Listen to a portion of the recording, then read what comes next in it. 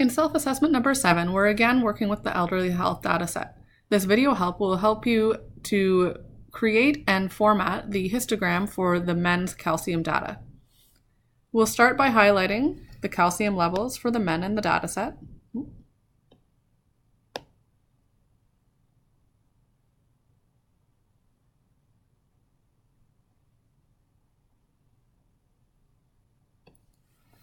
Once they're all selected, we'll go to Insert, and in the Statistical Chart area, this time we'll choose Histogram.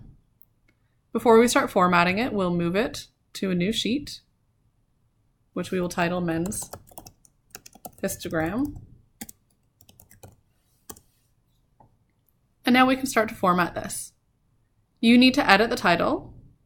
Remember to make it descriptive, so we could use something again like calcium levels, including the units, millimoles per liter in elderly men. We also need to label our X and Y axes. So I'm going to hit plus here and check the box for axes titles, and then I can edit them. The Y axis in the histogram is our frequency, or the number of men in each category here. On the x-axis, we are recording the calcium levels. Again, you need the units, millimoles per liter. And for a detailed explanation of the round and square brackets for each of these bins, you can take a read through your lab manual.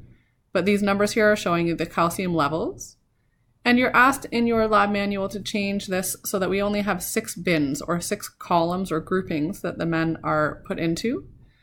So we can click on the x-axis and then the plus, and click the arrow by axes here and click more axis options. We want to change the number of bins, so I'll select that radio button and I'm going to edit it in this case to 6 as instructed,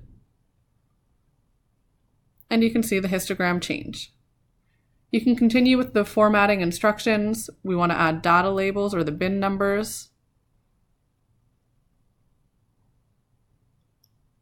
You can change the colors if you like, and then you're going to repeat these steps for the women's histogram and analyze your data.